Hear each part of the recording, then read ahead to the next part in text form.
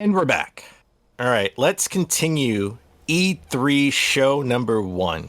All right, let's dive deep into Day of the Dev showcase. That was right after Summer Games Fest. Yep. And they had one of my most anticipated games. I was waiting to see if we were going to have this at one of the presentations. Axiom Verge 2. Yep. It looks amazing. I've been waiting for this. I just want it now, right? I know you do, Dan. I was a little disappointed because the last time we saw Axiom Verge 2, they said it was Epic. It was a Epic exclusive, right? So they didn't say anything else. That's just right. Epic exclusive. That's right. But they did reveal that it will be coming out for the PS4 and PS5. So I have to get this. You're good to go. I have the original Axiom Verge for the PS4 digitally because I beat it when it was a digital game, and I bought the physical edition for the PS4. I bought the physical edition for the Vita. Then I went and bought the physical edition for the Switch, and then I went and bought the physical edition for the Wii U. It was like one of the last Wii U games. It was the only limited run Wii U game. Funny enough. That's right. Well, yeah, because they effed up. Well, there was a lot of issues with that, and they were basically like, "All right, we're gonna put this game out because we said we're gonna do it." Which was I know, but they said they would put out other Wii U games, right? They were like, "Hey, we're putting Wii U games out now." Which they said that because they thought the Wii U was going to be supported. They assumed that Nintendo wasn't going to be putting the Switch out, and then they're like, "Oh God, it's the end of the Wii U." Yeah. So, but yeah, man, I love this game. We have a new protagonist. Mm-hmm. There's a new. We've seen mostly an ice themed environment. Right? Mm-hmm. It looks very different than the space alien motif.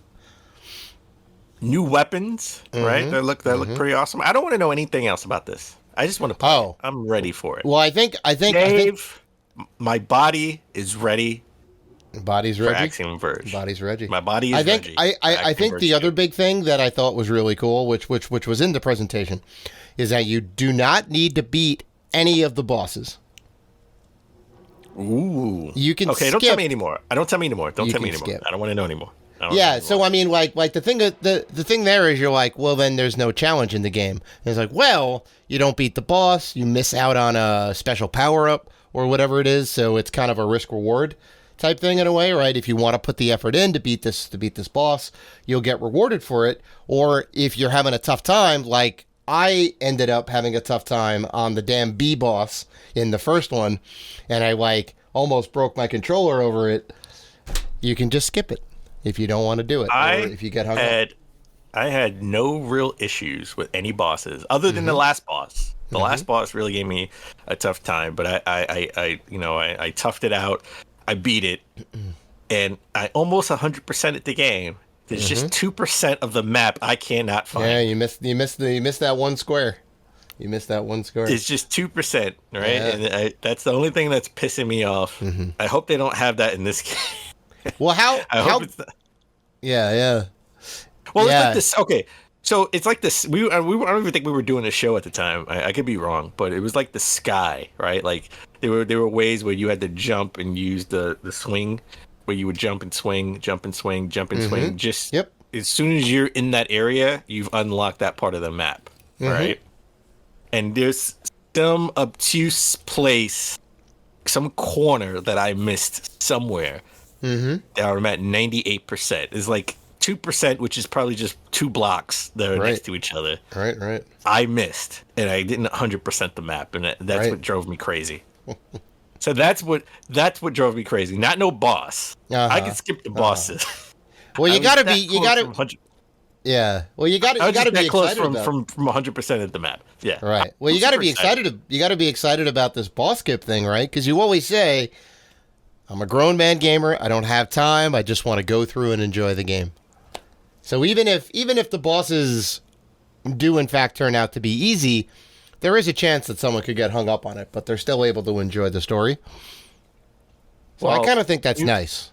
It's a double-edged sword, because if I want 100% the map, I'm probably going to have to go into the boss area. You're going to have to beat those bosses. Yeah. So we'll see. We'll see if they have that same option in part 2, right? Because they may not have that option in part 2 as far as like 100% in the map. So Oh yeah, we'll see. yeah. A game that should have been this is the game that should have been at Gearbox's event, right? Phantom Abyss. This a Gearbox game. this was shown at the Devolver Digital as well. Gotcha. Yeah. So it's produced by Devolver Digital. Day of the Dead. Oh, okay. Got This it. was the Devolver Digital game. Okay, I thought this was the Gearbox game. No. This isn't that one. But yeah, it's basically you get to play as Indiana Jones.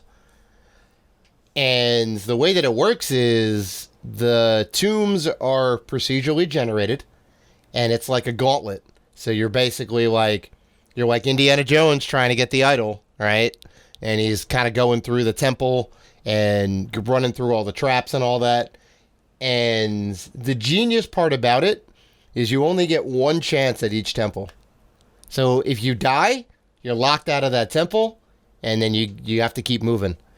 And once somebody gets the idol or the treasure or whatever it is and gets out of the temple or the tomb, that temple is locked.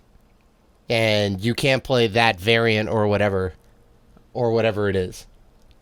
So that's kind of neat. And as you like go through, you'll see the ghosts of other people running through the level. So, you'll be like trying to like beat their time or see what they're doing. And, you can maybe see them die off in the distance and go, well, I'm not going to do that. I'm going to go this way and swing over here. So. Oh, it's like sort of like you remember the Miiverse, right? And the Wii U when before they canceled it, like you would die in certain levels in like Mario or whatever, and you'll see like all the Miiverse comments. This is where everyone started dying and put comments down that. Right. And it was supposed to be where they would, they die and maybe say something helpful to the next person, right? Mm-hmm. Where like you got to double jump or you got to do this, and people would just put up, so they wouldn't put up anything helpful. They put up like stupid comments and stuff that Nintendo had to take down. Right. So it didn't exactly work out the way they wanted to, but okay, I can see that. That could be pretty cool, right? You could see where other people have failed. Mm-hmm. I'm all about that. Okay. Mm-hmm.